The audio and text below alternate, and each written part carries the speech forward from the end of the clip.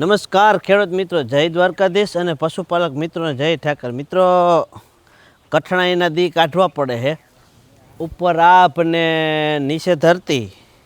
હવે આમાં ખેડૂતનો કોઈ ઈલાજ નથી. એક બહુ પવન સરખાવાળા ઘોકા મારે, એક કોરા તારની લાઈનો થાંભલાવાળા ઘોકા મારે. હજી રહી ગયું તો ઘોકો મારવાથી હવે ગેસની પાઇપલાઇનવાળા ઘોકા મારે. ભાઈ, અમારે ગેસ જોતો નથી, અમારે મેં જોઈ છે. અને કાં તો તમે જે ઓલી વાતું કરી છે એ વાતુંને બધાની હાસ્યું કરો. લાઈન પડી ગઈ છે, પાઇપલાઇન પડી ગઈ છે પાણીની. ગેસની જરૂર નથી, પાણીની જરૂર છે. મારા વાલાઓ, તમને ખબર છે ને કે આજે ખેડૂત પાણી વગરના વલખા મારે. હાની ડેમ છે એ આજે કેટલોય ટાઈમ થયા, લગભગ એની અંદર સેંકડો ગામડા આવે.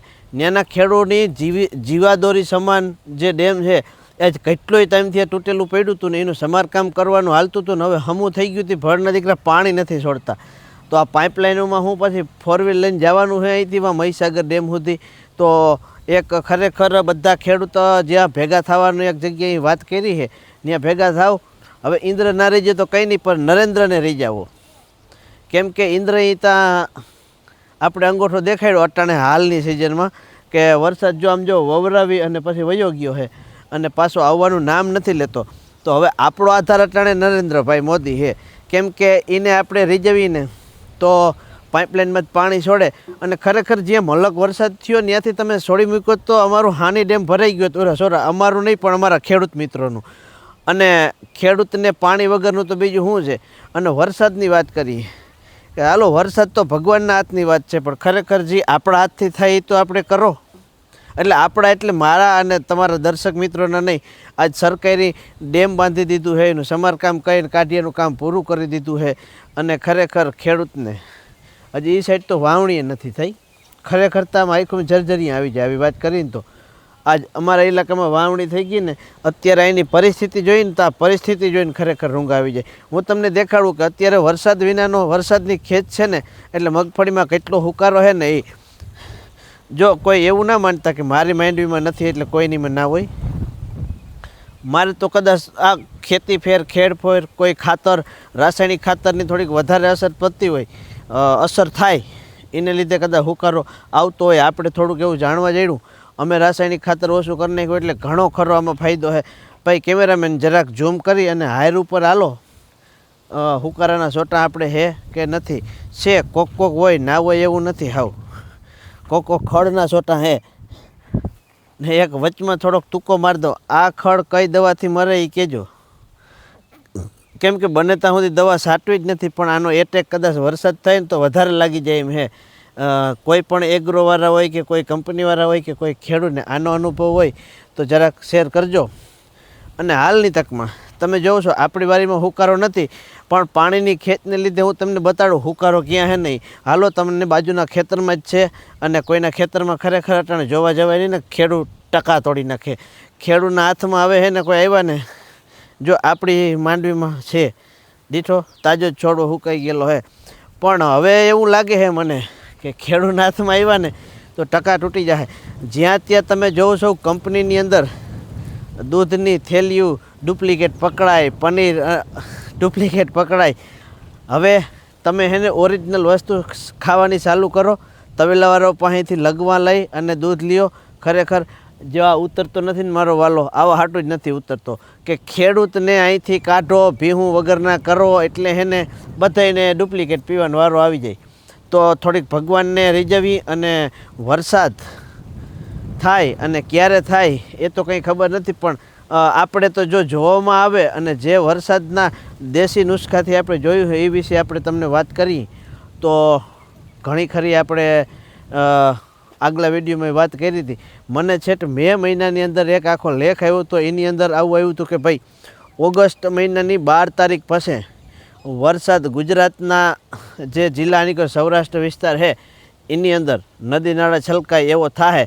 પણ આપણી ઉપરથી 3 સિસ્ટમ હાથી જેવી પસાર થઈ ગઈ, પણ એકય વાર પેટ ના ઠર્યું.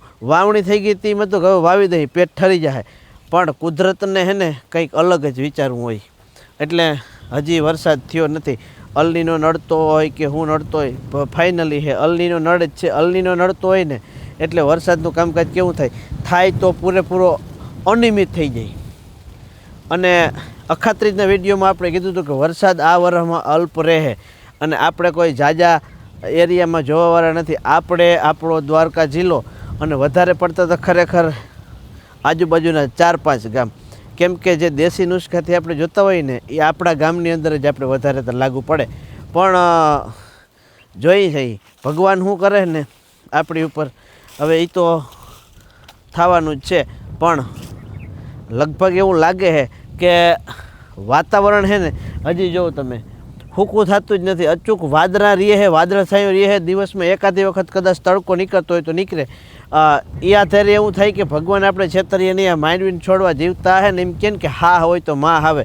માણસ કદાચ ખાટલે પડી ગયો હોય, મરવાની તૈયારી હોય અને કુદરત કરે ને તો એ પાછો હટોકટો હાથી જેવો થઈ જાય અને એ આ ખેતરમાં કામ કરવા માંડે અને પાછો એના છોકરાનું ભરણ પોષણ કરે. તો આ વરસાદનું કંઈક આવું છે કે આ બધું જીવતું રાખ્યું છે ને એ મને ખબર છે દેવાનો જ છે. અને આજ અમે એક જગ્યાએ ગયા હતા, ત્યાં વાત થતી હતી કે આ માલદેભાઈની વાડી રોયડેથી નીકળ્યા કોક અને એની કીધું કે આ માલદેભાઈની વાડી, કે હા અમારા ગામવાળા વિડીયો બનાવે એની. તો ખરેખર એની આખી વાત એવી કીધી કે માલદેભાઈ વિડીયો બનાવે એની વાડી છે ને માલદેભાઈ કે આપણે દ્વારકા જિલ્લા માટે વરસાદનું કીધું ને એવું જ થયું. જોજો એક વિડીયોમાં મેં કીધું છે કે ભાઈ ભગવાન ના કરે આપણાથી આવું બોલાય નહીં આવી વાણી, કેમ કે ખેડૂતનો દીકરો છું અને ખેડૂત જ વિડીયો આપણે જોતા હોય અને વરસાદ વિશે કદાચ ના થાય તો ના થાય આવું એક વિડીયોમાં આપણે કીધું હતું. પણ ખરેખર એ ભાઈ તે મને એમ કીધું કે મહેમાન આવ્યા હતા ને એને મેં તમારી વાડી દેખાઈને એટલે એને એમ કીધું હતું કે આ માલદેભાઈની વાડી. પણ એ જે ભાઈ હતા એની આ જ વાત કરી કે ભાઈ તમે જે કે વાત કરી હતી વરસાદ વિશેની એ સાચી નીકળી. કે આ તમે જે રીતનું વિડીયો એમ કીધું હતું ને એ જ રીતનું થયું. એટલે હું કંઈ મેનો ભૂવોય નથી કે મેનો મામોય નથી કે આપણે કંઈ ભગવાનને પામી ગયેલા નથી. પણ જે અટકર જોઈતી અને જે આપણે જે રીતનું જોયું હતું એ જ રીતનું આજુબાજુના ગામડામાંથી સમાચાર આવ્યા ને ત્યાં ખરેખર આપણે એમ થયું કે આપણે જે વાત કરી બરાબર છે. અને થાહે વરસાદ એ તમે એક રાખજો કે હાવ એવું ના માનતા કે વરસાદ થાય નહીં ત્યાંથી મોટલા હકેલીને ક્યાંક આડાવડા થઈ જાય. કેમ કે જગતના તાતને કંઈ ભગવાન થોડો દુઃખી થવા દે. અહીંયા હે જમીન ઉપર એ તો બધા દુઃખી જ કરીએ પણ ભગવાન દુઃખી નહીં થવા દે. કસોટી હોય સત્યને. અને જોઈએ આપણે આ ખેતરની અંદર મગફળી છે અને હવે એમાં કેવો હુકારો છે ને. હવે જો ખરેખર ખેડૂતના દીકરા હોય ને તો આંખોમાં પાણી નહીં પણ લોહીના ટીપા પડે ને એવો હુકારો છે. નજીક લઈ કેમેરો અને બતાવો ભૂંગરાની લાઈનું, પાણીની લાઈનું, ગેસની લાઈનું, ટાવરના થાંભલા, પવન સરખા, ખેતરમાંથી તાર નીકળે એ તો બધી પછી વાતો છે. પણ તમને ઊભી હારી હાલ્યો ને એટલે ખબર પડીએ કે ભાઈ હુકારો કીને કહેવાય નહીં. લગભગ જીમણા જવું ને એમના છોડવા હુકારાના જ દેખાય તમને. વિચાર કરો કે આ રીતનું આ તો અમારે હિમર વાવેલું છે. હિમર એટલે કે ટ્રેક્ટરના ક્યારામાં ન વાયરું. હવે આની અંદરથી આ મંડીએ ઉતરવા ને એટલે 15 દીમાં 60% ખાલી થઈ જાય. હવે આનો વીમો તો કોઈ સંભાળતા નથી. હવે ઉપરવાળા આગળ હાથ જોડવાના રહીએ.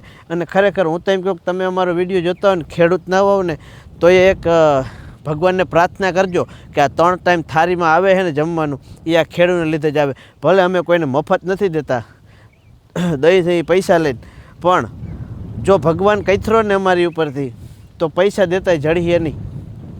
કેમ કે આમાં ડોહું થવાનું જ નથી પછી ખાવું હું. અને અમે તો અમારા પૂરતું કરી લેતા હોય. અને આ વિડીયોમાં બસ એટલું. ખરેખર જાજો વિડીયો બનાવી શકાય એમ નથી કેમ કે આ પરિસ્થિતિ જોઈને. તો આવજો બધાને. જય દ્વારકાધીશ ને હર હર મહાદેવ.